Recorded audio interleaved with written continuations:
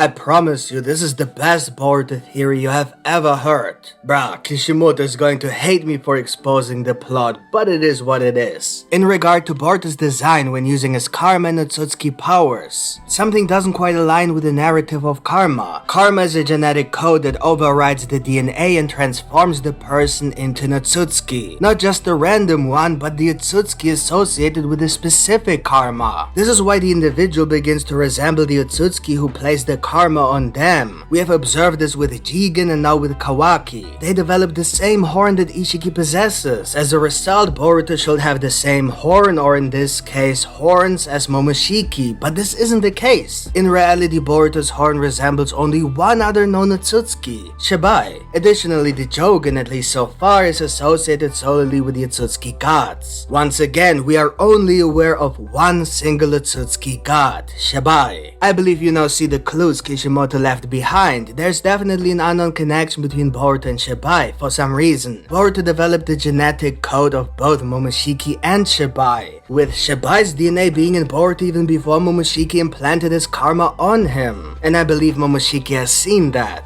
But it was only activated once the karma turned Boruto into an Otsutsuki, similar to how Kawaki, although having the genetics of Ishiki, wasn't able to access that power without the artificial karma. In Boruto's case, he wasn't able to access Shibai's powers, but with Momoshiki's karma, it's now possible. And I think I have uncovered the secret regarding how Boruto is linked to Shibai Otsutsuki. This might be why he possesses the Eye of the Gods, the Jogan, which one can achieve only after consuming numerous planets over thousands of years. When the Boruto series introduced the concept of Otsutsuki godhood, we saw one of the Otsutsuki gods using something that closely resembles the Jogan. In fact, there were so many Jogans around this god that it can't be seen as just an ordinary power. It appears to be an essential aspect of the realm of gods itself, not just the power obtained in the higher dimension where Shibai Otsutsuki has ascended. This hints at the possibility that this power might not belong in the lower dimensional planes. In these planes, physically manifested mortal beings like the Otsutsuki clan and humans live. For some reason, Boruto has manifested that eye. If this eye is clearly a trait of the gods, specifically an Otsutsuki who, for thousands of years, harvested the chakra from thousands of planets, then how can a mortal being even before becoming an Otsutsuki possess that eye? Naturally, we have to assume that Boruto is somehow linked to the source granting him this power. But what is this source? Logically, this source must be on Earth, otherwise it's simply implausible. The only chain of events spanning thousands of years that could link to the Jogan on Earth is the fact that Shibai himself ascended to godhood from Earth,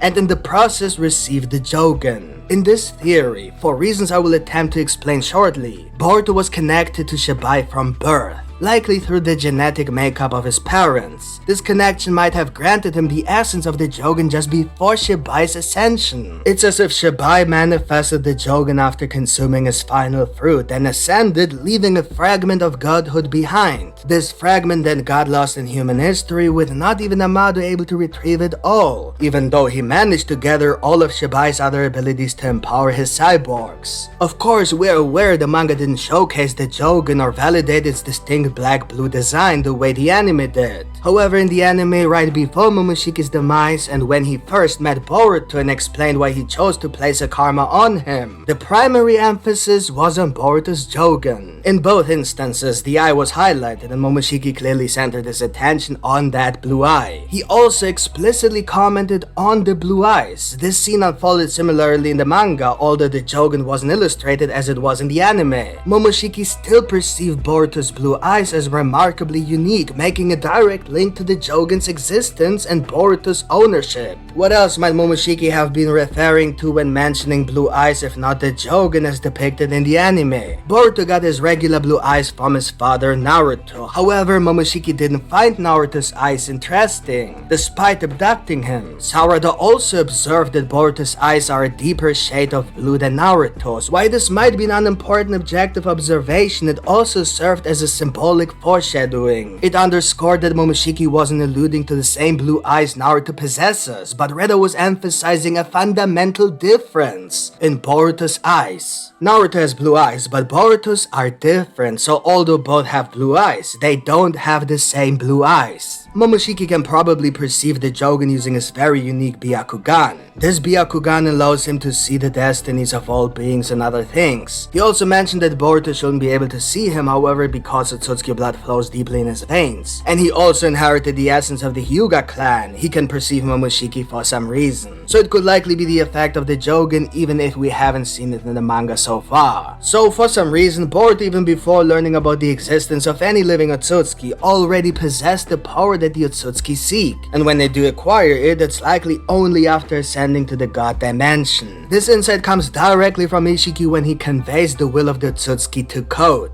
We know that, for example, when Shibai died, his body remained on Earth. Later, Amado picked it up and incorporated its aspects into his cyborgs. This indicates that the unique power itself remained, not just the DNA. If this weren't the case, Amado could easily replicate all the abilities he bestowed upon the cyborgs, just like with Hashirama's cells, for example. But each cyborg is unique. This is probably because the abilities are Shinjutsu.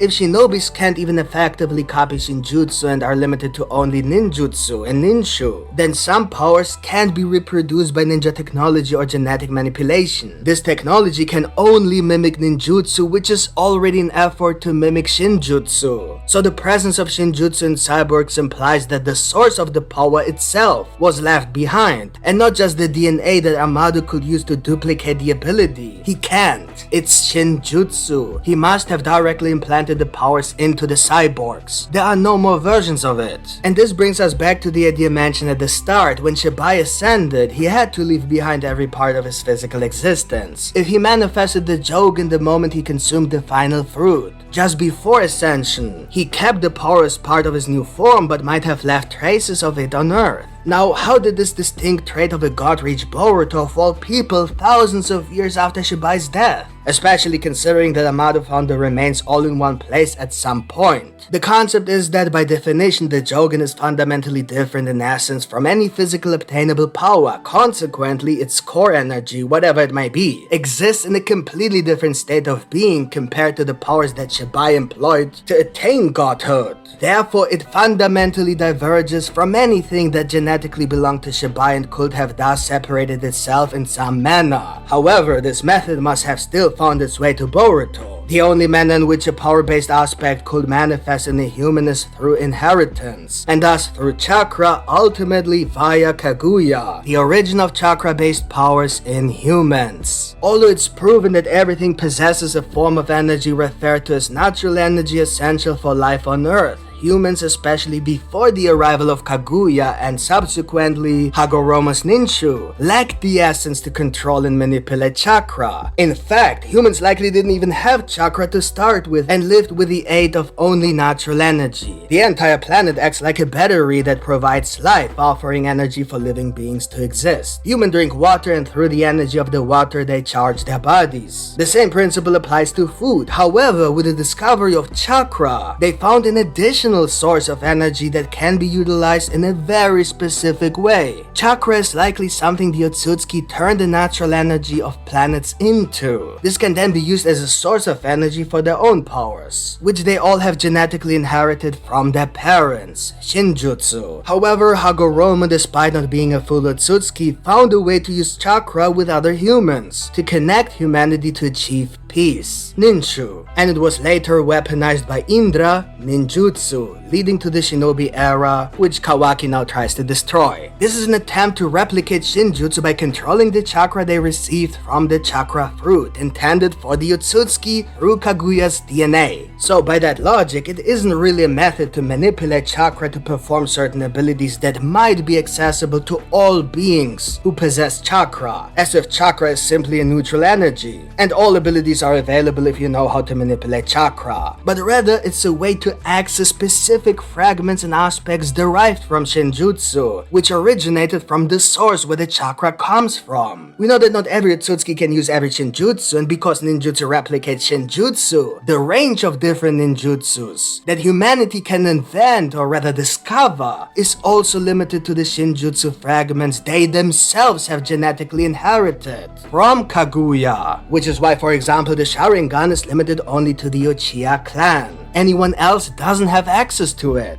As mentioned, in the case of humanity, it's because of Kaguya that chakra spread amongst all humans. She gave birth to 2 children and in doing so, laid the foundation for the 2 main branches that will spread chakra among humanity over the course of the next 1,000 years. Alright, so far so good. This explains the main branches such as the Uchiha, Senju, Hyuga, Uzumaki, and so on, which are related to unique abilities accessible only by people of these specific clans. However, this doesn't explain why people were suddenly able to use standard powers such as the Rasengan by simply manipulating the chakra, which they receive from Hagoromo through ninju. So, if all ninjutsu, even those that can be used by all humans without special genetic traits, are an attempt to replicate Shinjutsu, then this implies that the chakra itself must contain some sort of essence. By manipulating this chakra, certain powers can be unlocked within the chakra, not within the DNA. So we have 2 different Shinjutsu genetic fragments. One is inherited through Kaguya's bloodline genetically, and the other is inherited through the chakra itself, which also originated from Kaguya. I believe those powers are fundamentally different from Kaguya's power because she consumed the chakra fruit that contained the essence of Shibai. We are slowly approaching the most crucial part. Think about it, Kaguya clearly said she wanted to take back the power that her children apparently took from her. But it doesn't normally work like that. Typically her children would have her DNA and then they will need to eat their own chakra fruit to access the powers they genetically received from Kaguya. However, Kaguya acted like her children actually took something directly from her. This can only be whatever she gained by eating the fruit. She likely felt the loss the moment she gave birth, but only saw it as a loss when she realized she couldn't make her children do and like whatever she thought was right for humanity. To put it simply, she didn't lose any ability that she received in the form of Shinjutsu from her parents. This is literally impossible. Also, she couldn't take any powers that might be unique only to Hagoromo or Hamura. The only thing an Otsutsuki can truly take or steal in that manner is chakra. So this should almost prove that she could only have lost the power she received from the God Tree and wanted to take it back the moment she saw her children going against her plan. All of this explains how the powers of the chakra, which the God Tree absorbed at least 2,000 years ago, I will explain the why 2000 in a moment, ended up with humans and not with Kaguya. It still doesn't answer the question of why the chakra possessed its own powers and wasn't simply life force. But if we consider what Ishiki and Amado described, then the God Tree doesn't only steal life force but also all the knowledge of humanity, or at least of those who became the source for the fruit or something of that sort. This indicates that everything which the God Tree converts into chakra also retains the essence of its source. This essence then manifests within the chakra and grants humans the ability to access these aspects. For example, when Momoshiki absorbed Kinshiki, he could use those red weapons. These weapons were pretty much the main powers Kinshiki always used, but Momoshiki didn't use them until after he consumed Kinshiki. It's likely that he didn't gain the Shinjutsu permanently, however, by absorbing Kinshiki, he could use the chakra he received from him in the way Kinshiki would, to access his own Shinjutsu that he inherited from his parents. But who could that individual be who served as the power source for the chakra fruit that Kaguya consumed? Well, that's where Shibai Otsutsuki comes into play, and there are still 2 missing Otsutsukis to consider. Now we have reached the point where everything will start to make sense soon. To understand this, we have to travel not just thousands of years back to the time when Kaguya was causing chaos, but even multiple thousands of years earlier, much before Ishiki and Kaguya even planned to visit Earth. But before that, let me explain the basic real quick. When Sasuke entered the 10-tailed dimension, he discovered that the Otsutsuki were utilizing a kind of interdimensional system. They connect themselves to separate dimensions, allowing them to travel to specific planets. Given the vastness of the universe, traveling even at light speed makes no sense, it's simply pointless. By taking shortcuts through dimensions, they can not only save time but also store 10-tailed beasts. These beasts can then be used as seeds for the God Tree associated with the targeted planet. Within that dimension, Sasuke found a type of data log system. The Otsutsukis use this system either to register their involvement with that planet, or perhaps it's a requirement to connect to that dimension. I believe the latter is the case because Sasuke found not only the log of Momoshiki and Kinshiki, Kaguya and Ishiki, but also 2 destroyed ones. This proves that 2 other Otsutsukis were on Earth. before Kaguya. The reason why this proves that they are used to be able to travel to Earth is because the only two reasons why someone would want to destroy those things are either to hide the fact that they were on this planet, but then why register to begin with? So that makes no sense. Or if someone wanted to prevent those Otsutsukis from being able to travel to that dimension by destroying their gateway, so to speak, or maybe both cases are true at the same time. That way the two missing Otsutskis might have needed those things to travel to Earth but destroyed them because they didn't want others to know that they were here. Alternatively, Kaguya might have destroyed them, making sure that they can't come for her. Maybe it takes some time to create this connection, but once it's done, it's easier to access that place. By destroying the ones that already exist, she will gain a lot more time. Or they destroy themselves once one of them ascends to godhood. The point is, the two missing Otsutskis were on Earth before Kaguya, and the only reason why Otsutskis come to a planet in pairs is to harvest the life force of that planet by sacrificing one of them to the 10-tail, which then turns into a seed and when placed on Earth, grows into a god tree. This tree then consumes the life force of the planet, turning it into chakra, which is confirmed to take exactly 1,000 years. The fact that the series explained that the god tree was already there before Kaguya and Ishiki even arrived, and the fact that Kaguya was able to eat the fruit while considering that a fruit grows only every 1,000 years, proves that whoever planted the tree must not only have been two Otsutskis, which by simple logic suggests that those are the two missing ones, but also that it happened thousands of years ago, otherwise there wouldn't be a fruit. Also, the fact that humans knew the fruit grows every 1,000 years, and that it's forbidden, in fact impossible to take it as one would simply die attempting it, supports the idea that multiple cycles of thousands of years have occurred. Given Ishiki's and Amado's explanations, once an Otsutsuki consumes the final fruit, they ascend to a higher dimension, and because Shibai's remains were found on Earth, it means that he must have consumed this final fruit on Earth. And since there were only two missing Otsutsukis, he must be the one who sacrificed the other. The other could very likely be Jashin, for example, who's currently manipulating Amado. I will do a separate video about that topic though. So Shibai and possibly Jashin must have been the ones who planted the tree. It seems that Jashin was the one to be sacrificed, which is why he remained on Earth with karma. This could be how the whole religion of Jashinism came to be in the Naruto series. Because he has some sort of control over death, he might have promised Amado that he will revive his daughter if in turn Amado manages to bring Shibai back to the mortal dimension as a god.